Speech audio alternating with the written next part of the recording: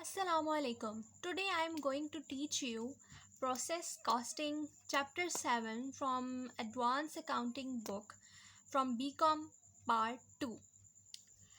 तो इस चैप्टर में हमें जो है CPR बनाने जो कॉस्ट ऑफ प्रोडक्शन रिपोर्ट होती है वो हम इसमें बनाएंगे और इसमें कुछ इंपॉर्टेंट पॉइंट्स हैं जो आपने देखने हैं और इसका एक फॉर्मेट होगा वो हम देखेंगे क्वेश्चन को देखते हुए उसको हम सॉल्व करेंगे और सारा सिनेरियो मैं आपको बाकी वीडियो में बताऊंगी। आपने वीडियो एंड तक देखनी है और चैनल को लाइक करना है और सब्सक्राइब करना है।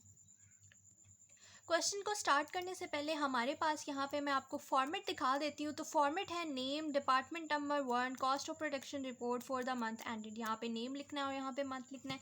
फिर उसके बाद यहाँ पे क्वांटिटी स्केड्यूल लिखेंगे। ये सारा फॉर्मेट जो है उसमें होता है, ठीक है। यहाँ पे यूनिट्स आ जाएंगे, सारी अमाउंट्स वगैरह। फिर उसके बाद कॉस्ट चार्ज टू डिपार्टमेंट, जो डिपार्टमेंट में कॉस्ट चार्ज किया है वो, ठीक है, वो जितनी सारी की सारी कॉस्ट होगी, मटेरियल, लेबर, FOH की, वो सारी लिखनी है। तो ये सारा कुछ जो है फॉर्मेट यहाँ पे हमारे पास होगा, एक पेज में आ जाएगा। फिर उसके बाद हमें जो है कुछ सपोर्टिंग कैलकुलेशंस करनी है, वो हम साथ साथ यहाँ पे करेंगे। तो क्वेश्चन हम स्टार्ट करते हैं कि Siddique manufacturing company limited manufacturing a product in its 2 producing departments, ठीक है।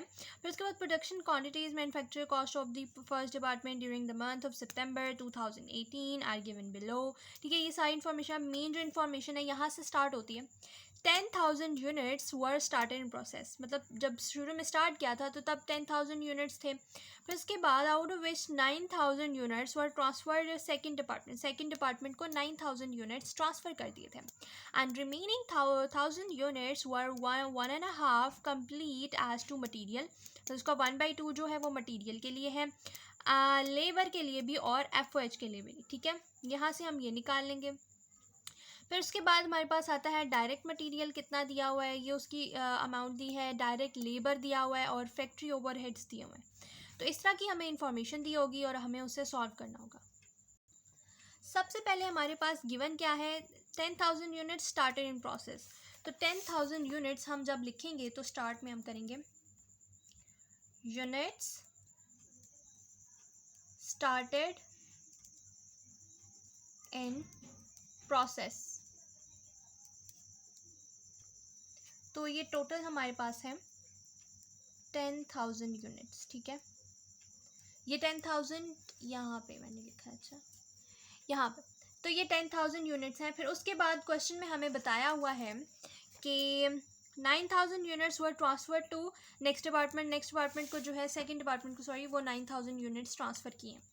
तो यहाँ पे हम लिखेंगे, ये ऑलवेज ऐसा ही होगा, ठीक है, completed and transferred. Her question में ये होगा, लेकिन कुछ मेन पॉइंट्स हैं वो थोड़े बहुत चेंज होते हैं, लेकिन बाकी सारा सेम ही रहता है हमेशा हर क्वेश्चन में। अच्छा, 1,000 ये हो गए।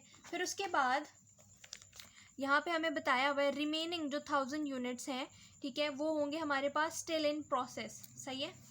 तो यूनिट्स स्टिल इन प्रोसेस जो है, जो रिमेनिंग है, यूनिट्स स्टिल इन प्रोसेस, जो अभी प्रोसेस में है,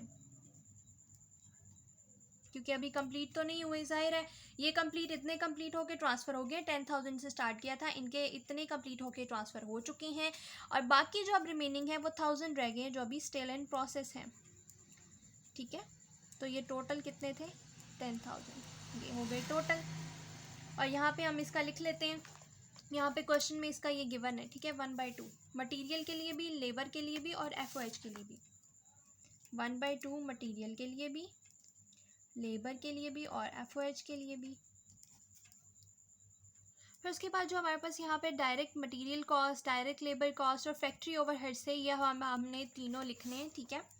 तो यहाँ पे हम देख लेते हैं, सबसे पहले क्या है, डायरेक्ट मटेरियल कॉस्ट। तो cost added by the department, सबसे पहले है direct material cost, direct labour cost और फैक्ट्री ओवरहेड, ठीक है। इनकी कॉस्ट हम लिख लेते हैं, कितनी कितनी है, 400, 441,750 और यहाँ पे हमारे पास आ गई 220,875। ठीक है, ये सब कुछ आ गया, सही है।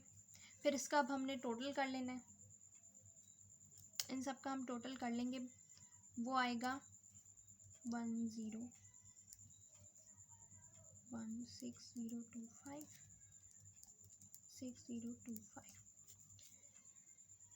Total cost added by the department, मतलब पूरी जो टोटल कॉस्ट है कितनी ऐड की है डिपार्टमेंट ने, और total cost to be accounted for. ठीक है, यहाँ तक हो गया, सही है। अब हमने इनके पर यूनिट टोटल कॉस्ट हमें से ये दी हुई है क्वेश्चन में, अब हमने इनके पर यूनिट्स भी निकालने हैं, सही है। ये कॉस्ट ऑफ प्रोडक्शन रिपोर्ट का फॉर्मेट है, बिल्कुल एज इट इज़ ऐसे ही सॉल्व होता है। ठीक है, अब हमने इसकी सपोर्टिंग कैलकुलेशंस करनी है। सपोर्टिंग कैलकुलेशन के लिए सबसे पहले हमें सॉल्व करना होगा यहाँ पर तो नज़र ही नहीं आ रहा। अच्छा, इक्विवेलेंट प्रोडक्शन, इसको सॉल्व करने के लिए, अच्छा अब मैंने यहाँ पे एक चीज़ लिखी थी, ये 1/2, तो ये 1/2 किसके लिए, मटेरियल के लिए भी है, लेबर के लिए भी है, FOH के लिए भी। यहाँ पे एक फार्मूला यूज़ होता है, उसमें ये चीज़ इस्तेमाल होगी। ठीक है, फार्मूला पहले लिखते हैं कि क्या फार्मूला है इनको फाइंड करने के लिए, units completed plus units sold multiply by stage. Units sold नहीं होगा, यूनिट्स जो स्टिल इन प्रोसेस है, यहाँ पे स्टिल इन प्रोसेस आता है, जो उनकी स्टेज है। अब यूनिट्स कंप्लीटेड तो हमारे पास कितने हैं, ये 9,000। ठीक है, ये 9,000 हमारे पास टोटल यूनिट्स जो है हमने कंप्लीट करके आगे ट्रांसफ़र कर दिए। अब प्लस यूनिट्स यहाँ पे स्टिल इन प्रोसेस आता है, स्टिल इन प्रोसेस। ठीक है, तो स्टिल इन प्रोसेस जो है हमारा वो, ठीक है, वो लिखेंगे 1000 और उसको मल्टीप्लाई कर देंगे उसकी जो उसका जो स्टेज है, सही है। अब यहाँ पे हमने मटेरियल के लिए भी एक ही फाइंड करना है, लेबर के लिए भी और FOH के लिए भी। अगर हमारे पास क्वेश्चन में यहाँ पे 1/2 मटेरियल का दिया होता अलग से, लेबर का अलग से 1/3 कह लो दिया होता, FOH का अलग से 1/4 दिया होता, तो हमें अलग अलग फार्मूला लगाना पड़ता। मटेरियल का अलग 1/2 यहाँ स्टेज लिख के, फिर अगर लेबर का फार्मूला लगाना पड़ता, सारा कुछ वही होता है लेकिन स्टेज डिफरेंट होती, तो हमने यहाँ पे 1/3 लिखना था। FOH का होता तो यहाँ पे हमने 1/4 लिखता, बस इतना सा डिफरेंस है। अब यहाँ पे उसने क्वेश्चन में कह दिया है कि 1/2 जो है वो सारों के लिए, तो इसलिए हमें एक ही फार्मूला लगा के एक ही बार करना पड़ेगा। ठीक है, ₹9,000 प्लस 1000 मल्टीप्लाई बाय स्टेज जो है, तो ये आंसर हमारे पास आएगा, इन तीनों के लिए हमारे पास आएगा 9500 यूनिट्स। ठीक है, ये आ गया, ये इसकी सपोर्टिंग कैलकुलेशन होगी।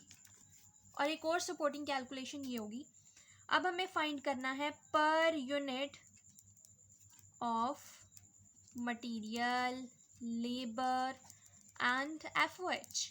ठीक है, इसके लिए जो हमें फार्मूला लगाना पड़ेगा पर यूनिट कॉस्ट निकालने के लिए, इसके लिए हमारे पास होता है जो टोटल कॉस्ट होती है उसको डिवाइड कर देते हैं इक्विवेलेंट प्रोडक्शन, जो हमने यहाँ पे ये निकाला ना इक्विवेलेंट प्रोडक्शन, ये इक्विवेलेंट प्रोडक्शन। ठीक है, यहाँ पे हमने ये निकाला। अब मटेरियल के लिए जो हमारी टोटल कॉस्ट थी वो क्या थी, यहाँ पे मटेरियल में हमारे पास डायरेक्ट मटेरियल कॉस्ट ही थी 353,400। ठीक है, यहाँ पे लिखेंगे हम ₹353,400 डिवाइडेड बाय इक्विवेलेंट प्रोडक्शन। अब मटेरियल की भी यहाँ पे, इन तीनों की यहाँ पे एक ही है, अगर मटेरियल की यहाँ पे हमने अलग से निकाली होती ना तब हमने करना था, अभी हमारे पास एक ही निकली हुई है तो हम सारों में यही वाली इस्तेमाल करेंगे। 9 यहाँ पे रुपीज़ तो लिखना ही था, यहाँ पे नहीं लिखते, ये यूनिट्स हैं, यूनिट्स के साथ लिखते ही नहीं, ये इस तरह आ गया, इसका आंसर आ जाएगा कोई ₹37.20 पर यूनिट।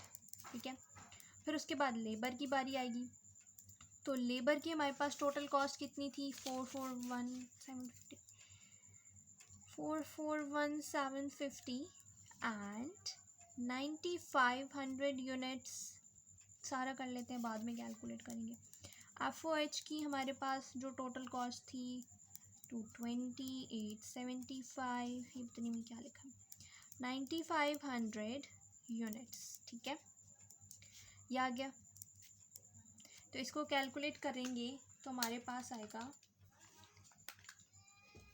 अच्छा इसको कैलकुलेट करेंगे तो हमारे पास आएगा 46.5 पर यूनिट, 23.25 पर यूनिट। ठीक है, ये हमारी स्पोर्टिंग कैलकुलेशन होगी। अब ये जो हमने तीनों निकाले हैं, अब हमें जो हम हैं इनको यहाँ पे कर देंगे पुट। सही है, बट डायरेक्ट मटेरियल कॉस्ट की यहाँ पे क्या निकली पर यूनिट, 37.2, 46.5, 23.25। ठीक है, इनको टोटल कर लेंगे तो हमारे पास क्या आ जाएगा, 106.95, 106.95।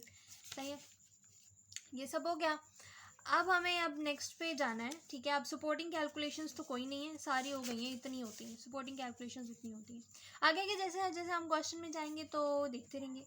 सही है, फिर उसके बाद अब हमें निकालना है cost of units completed and transfer. अब जितनी भी कॉस्ट है जो यूनिट्स कंप्लीट और ट्रांसफ़र हुए हैं उनकी कॉस्ट भी तो फाइंड करनी है।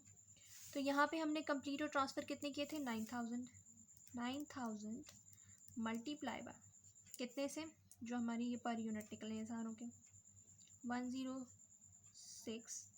ठीक है, ये यूनिट्स है, 106.95। यहाँ से हम ये कैलकुलेट करेंगे तो आएगा कोई मिस्टेक हो जाए तो कोई बात नहीं, 255। अच्छा, ये आ गया।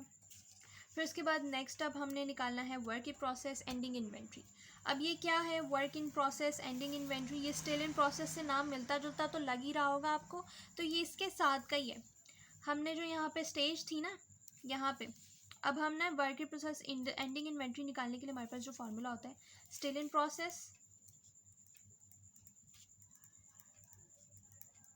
ठीक है, मल्टीप्लाई बाय उनकी स्टेज। ये आप सारे क्वेश्चन सॉल्व करेंगे तो आपको पक्का रट जाएंगे ये क्वेश्चन, इतने ईजी हैं। 1/2 1/2 1/2, अगर स्टेज अलग अलग होती तो तब हम अलग अलग लिखते, लेकिन अब यहाँ पे एक ही स्टेज दिए हुए तो हमें यहाँ पे हर किसी में यही भी इस्तेमाल करनी है। अच्छा, ये हो गया। फिर उसके बाद यहाँ पे ये वाली जो इनकी है, ये पर यूनिट जो निकाली थी, 37.2, 46.5, 23.25। तो ये आ गया हमारे पास। अब हमने इसे सॉल्व करना है तो ये हमारे पास निकली, ये हमारे पास निकली है